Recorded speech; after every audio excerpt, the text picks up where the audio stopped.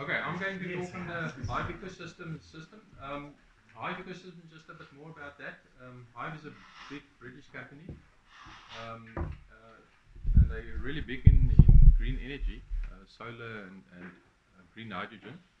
And the boss felt that he wanted to plant some trees, so we started this company, Hive Ecosystems. That's part of the game farm. It used to be an old game lodge that we bought recently. So in July, we took ownership of these three properties. It's about 7,300 hectares, just over that. And everybody talked about mapping. We employed Jan Vlok to come and do the mapping for us. That's the map that he came up with. You'll see most the ones that we're really interested in is Sunday's Arid Thicket in the Fish River Thicket.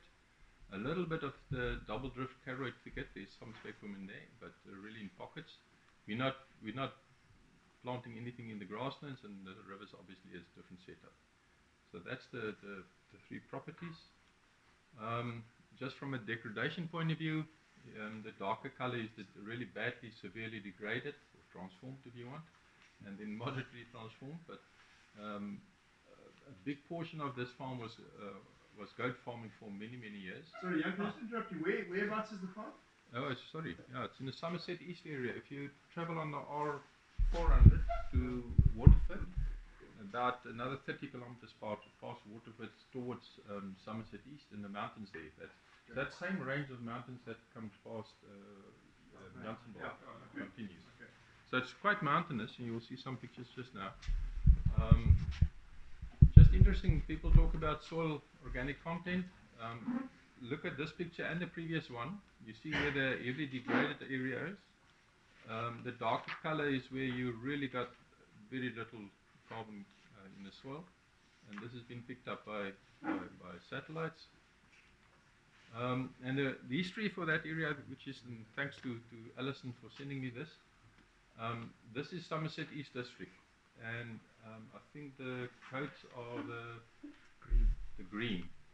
So you can see at some stage there in the 1890s, they had up to almost 15 large stock units. Though goats are not large stock, I think there's about 4 small stock units in a large stock unit per hectare or per square kilometer. But you can see how that varies and how it really come down now to just above about 2 or 3 large stock units per hectare at the moment. And that's probably the reason why that area is so transformed. And it's not something that happened in the last 10 years. I think people need to understand it. We're looking at the transformed landscape that took place over the last 200 years. And that's similar for other districts as well. Right, so last year at this same Thicket Forum, we decided to have a separate meeting based on all of this stuff that we discussed today. And we had this in August on the Alice and my farm. And in fact, your workshop, Richard, if you're still awake, was a direct result of this workshop. This is where the conflict started about how densely can we plant. But I think that's something we need to take forward. We don't only need the Thicket Forum, we must have separate meetings in future to deal with a lot of problems that we've got, especially now with landowners. We want to invite you to these places and think through some of these problems together and get solutions to them.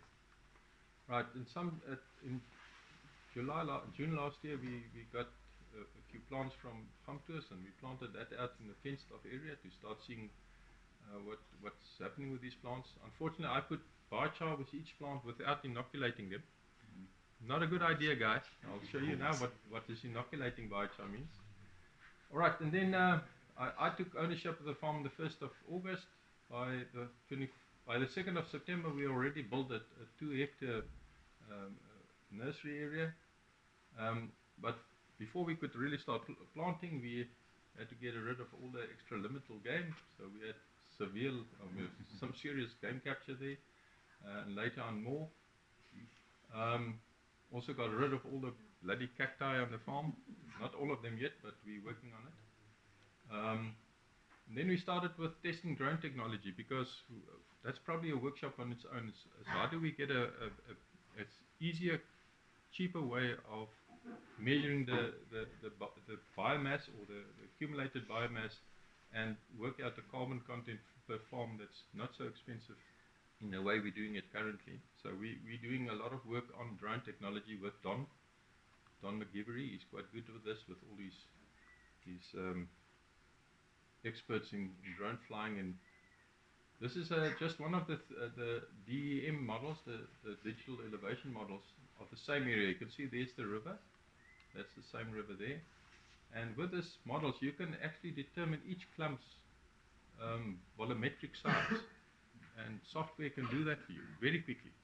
Within a day, you can have your whole farm worked out the volumetric size of all your bush clumps. Because these drones now, we just flew it 2 weeks ago with multispectrum cameras, and we think we're going to get very, very good results, much better than what you can measure with elementary type of way of measuring that.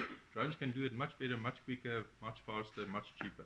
And I think that's the way for the future. We also have these discussions in felt where we decide how big the plots must be. Unfortunately, you have to have a couple of samples plots to determine your base levels before you go mad and trying to register your project. Just an idea of using a randomized way of determining how many plots you need. And after 2 weeks ago, we decided we actually need more plots. So we have to go back and measure some more plots. Nick can tell you a bit more about it. I don't know if you talk about that tomorrow.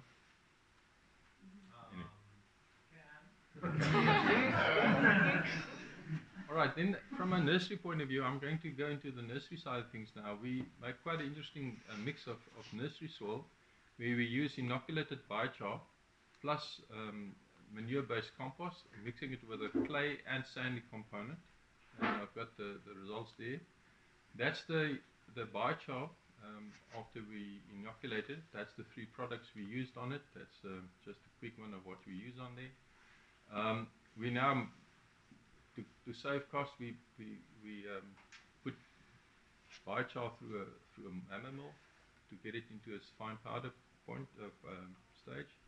And we now recently got a soil mixer, because that's a lot of your time goes into soil mixing and sifting. So we're all mechanizing all of this now, using nice equipment to do that. We're also now using we started off with using 2 trays in a nursery. This is a 90 cc cavity. This is about 310 cc's, I think. But since then, because these trays are very flimsy and they probably won't last more than a season, so we're changing completely over to this. The idea was if you've got more soil on your plant, the survival rate and the growth rate will probably be much higher. And I still keep to that. It's just the trays let us down.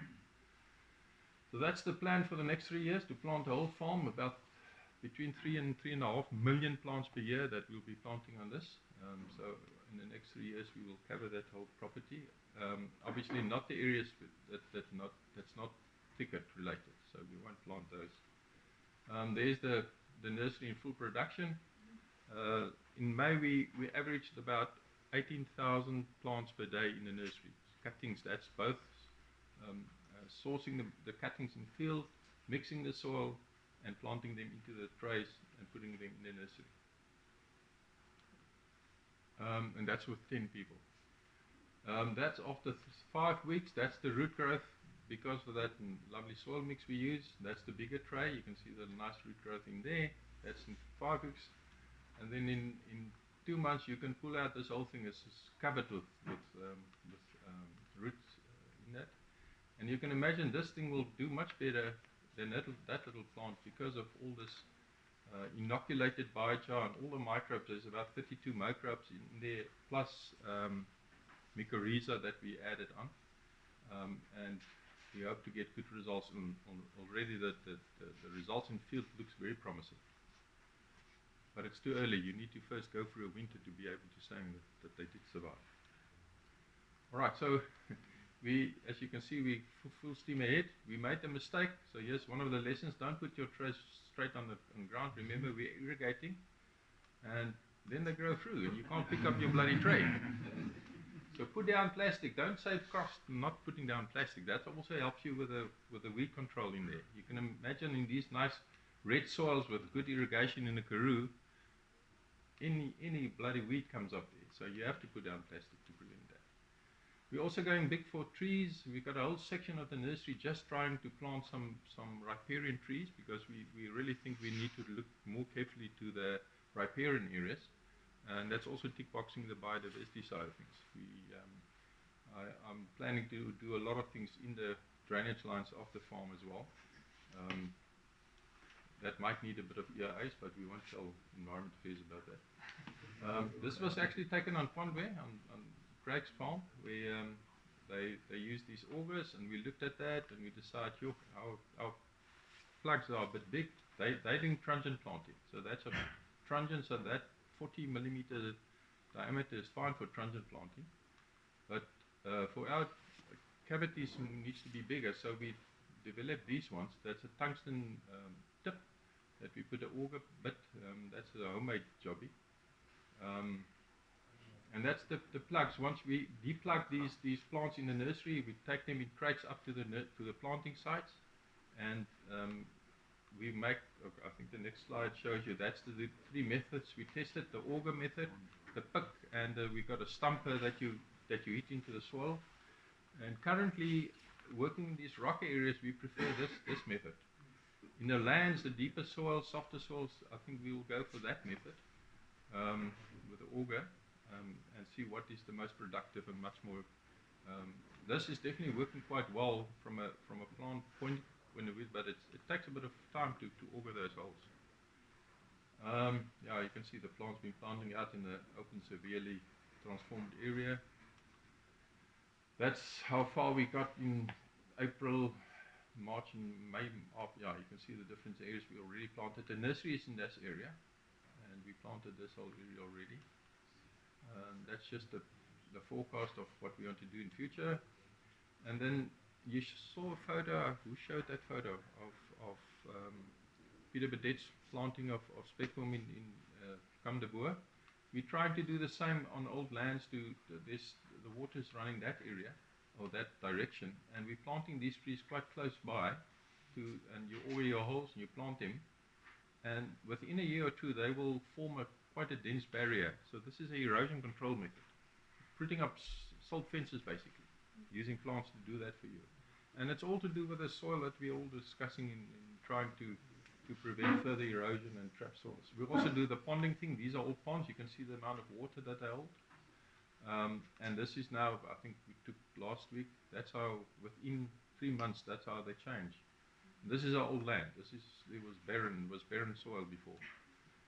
We also, because of the cost of collecting, this is lessons that you can learn, collecting truncheons all over your farm, because you don't want to over-harvest areas.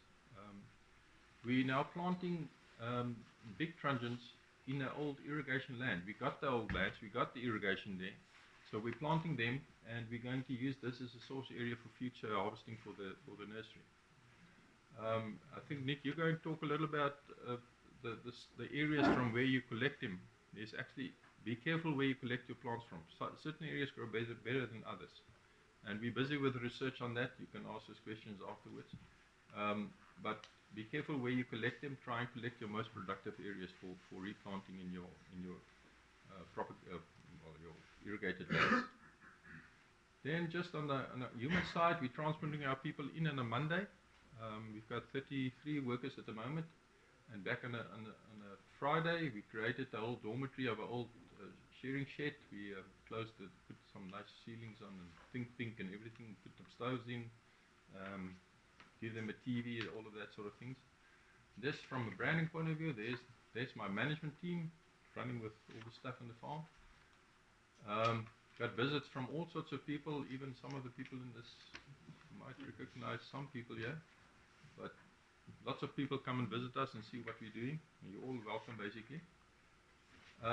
Weather-wise, it's interesting. I think it was in January, air temperature, the maximum was 38. The soil temperature in the open land, 5 centimeters below the ground, was 48 degrees. In the bush clump next door, it was 28 degrees. Look at that. And that's the air temperature, that's the soil temperature, 5 centimeters down. So your plants get cooked in January if you got that sort of temperatures. Be careful when you plant in January, February, and where you plant. We do a thing that we call nurse planting. You plant it on the southern side in the shade of a tree, then it might survive. I just thought that was interesting to put up. We had quite a good year. From November till now, we had over 400 millimeters in the area where we usually get not more than 350 for the whole year. So it was a good year. Just a big picture of the area and all the results. That's it. Thanks.